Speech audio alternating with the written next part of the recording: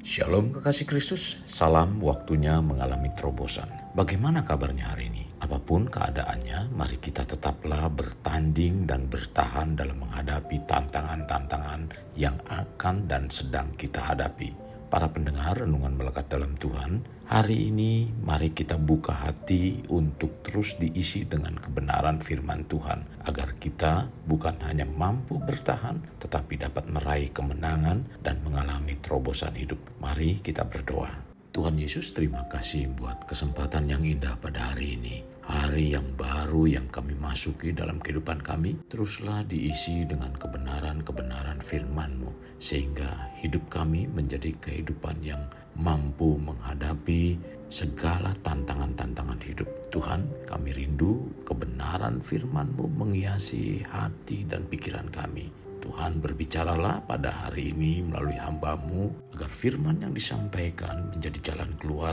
dan bahkan memacu iman kami untuk tetap kuat di dalam Engkau.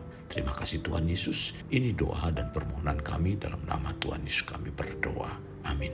Kasih Kristus melekat dalam Tuhan bertema bertahan dan tetap bertahan. Firman Tuhan terdapat dalam kitab Markus 24. Demikian firman-Nya. Dan jika suatu rumah tangga terpecah-pecah, rumah tangga itu tidak dapat bertahan.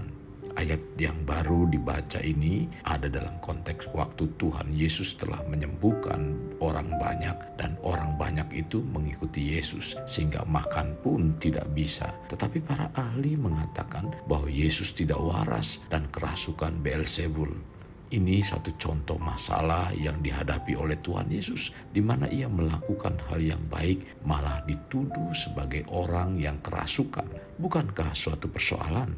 Kekasih Kristus, saya percaya tidak ada seorang pun di dunia ini menginginkan kehidupan yang menderita. Semua orang berharap hidupnya dapat berjalan baik, aman, tentram, dan sejahtera.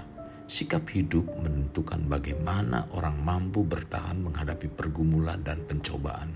Dalam menghadapi segala macam pergumulan dan pencobaan diperlukan kedewasaan iman. Salah satu tanda kedewasaan iman adalah mampu bertahan dan terus bertahan dalam menghadapi penderitaan. Yang dimaksudkan bertahan bukan berarti hanya berdiam diri, tetapi tetap bertanding dalam menghadapi pergumulan dan pencobaan. Dengan demikian, kita akan kuat menjalani kesulitan hidup.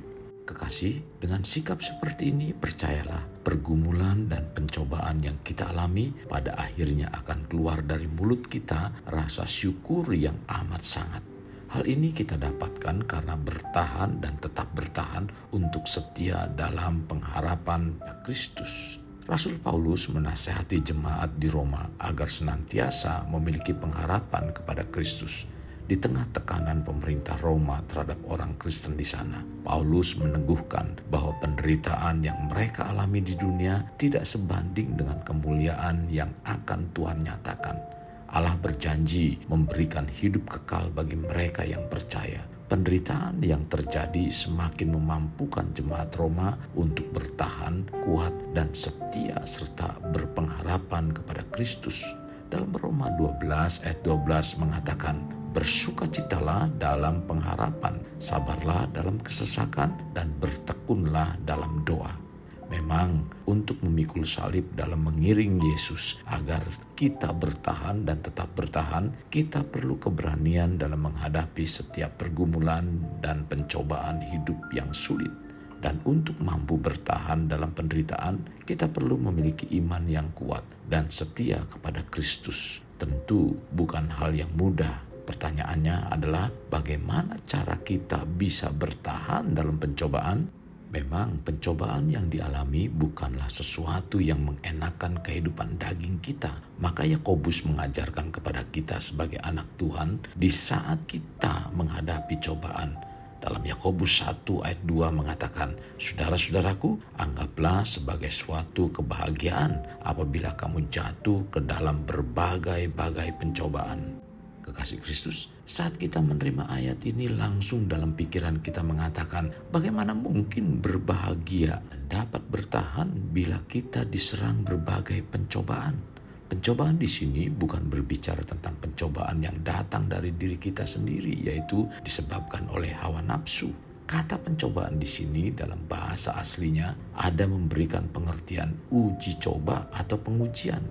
Jadi jangan pernah berpikir bahwa Tuhan memberikan pencobaan kepada kita, sebab Tuhan tidak mencobai siapapun. Tercatat dalam Yakobus 1 ayat 13. Jadi kalau menghadapi berbagai persoalan hidup yang terjadi atau yang kita alami, maka milikilah pikiran yang positif bahwa bersama dengan Tuhan kita sanggup menanggung segala perkara. Pemikiran seperti inilah yang selayaknya kita dapat bertahan dan tetap bertahan. Dengan memiliki pikiran positif, maka kita akan mendapatkan kekuatan baru untuk bangkit dan tetap kuat menghadapi persoalan yang datang.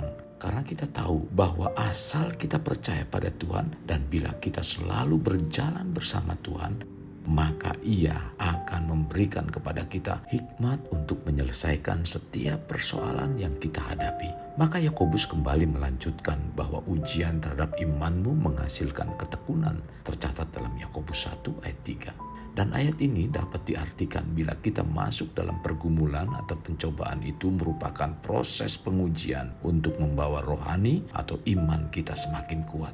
Jadi sebagai orang percaya kita harus jalani saja dan melihat pencobaan yang merupakan pengujian itu sebagai suatu kebahagiaan. Karena kalau kita mampu melewatinya akan menjadikan suatu kebahagiaan. Sehingga dalam segala keadaan yang dihadapi hendaknya kita tetap mengucap syukur dan memuliakan Tuhan. Hal ini sebagaimana yang tertulis dalam 1 Tesalonika 5 ayat 18. Mengucap syukurlah dalam segala hal. Sebab itulah yang dikehendaki Allah di dalam Kristus Yesus bagi kamu. Tuhan mau kita sebagai anak-anaknya harus tetap mengucap syukur dalam segala hal. Karena sesungguhnya dunia ini bukan tempat yang nyaman. Dunia ini bukanlah tujuan terakhir dari perjalanan kehidupan. Tetapi sebaliknya, dunia ini adalah tempat untuk setiap orang percaya belajar akan kebenaran Allah lewat firman-Nya. Belajar untuk ikut mengambil bagian dalam penderitaan sama seperti Kristus yang telah menderita. Supaya pada akhirnya kita dilayakkan untuk masuk di dunia yang akan datang, yaitu kerajaan surga. Bila kita bisa memahami semua ini, maka pencobaan yang kita hadapi selama kita hidup di dunia ini sudah tidak lagi menjadi sebuah beban hidup. Tetapi sebaliknya, kita menyadari bahwa justru di balik pencobaan yang kita sedang alami itu, kita akan melihat kemuliaan Allah dinyatakan. Sebab pencobaan-pencobaan yang kita alami hanyalah pencobaan-pencobaan biasa yang tidak melebihi kekuatan kita. Jadi tetaplah bertanding dan mari jangan mudah untuk menyerah melainkan bertahan. Tetaplah bertahan karena Tuhan akan menjadikan segala sesuatu indah pada waktunya. Kekasih Kristus, mari kita alami terobosan hidup. Untuk mengalaminya, mulailah dengan mengenal prinsip-prinsip kerajaan Allah serta menjadi warga kerajaan. Mari kita berdoa. Tuhan Yesus, sungguh hari ini adalah hari yang luar biasa bagi kami, di mana firman-Mu menguatkan kami Tuhan, agar kami bertahan, tetap bertahan saat kami menghadapi persoalan maupun sedang mengalami persoalan. Tuhan Yesus, terima kasih buat kebenaran firman-Mu. Inilah yang menguatkan kami, supaya kami terus berjalan dalam kebenaran firman-Mu. Sebab Tuhan adalah Tuhan yang berdaulat. Dan kami ingin tetap bertanding dalam menghadapi pergumulan-pergumulan hidup ini. Karena kami percaya bahwa Tuhan tidak pernah meninggalkan. Tuhan selalu menjadikan kami dan membawa kami segala sesuatunya itu indah pada waktunya. Terima kasih Tuhan Yesus. Ini doa dan permohonan kami. Dalam nama Tuhan Yesus kami berdoa. Amin. Kasih Kristus, mari kita akhiri dengan mengedahkan kedua tangan kita. Terimalah anugerah berkat dari Allah Bapa, kasih sayang daripada Yesus Kristus dan persekutuan dengan Roh Kudus yang mencurahkan berkat secara rohani, berkat secara jasmani dan berkat secara ekonomi, di mana berkat Abraham, berkat Ishak, berkat Yakub dicurahkan dan dilimpahkan dari saat sekarang sampai Maranatha tiba dalam nama Tuhan Yesus. Amin.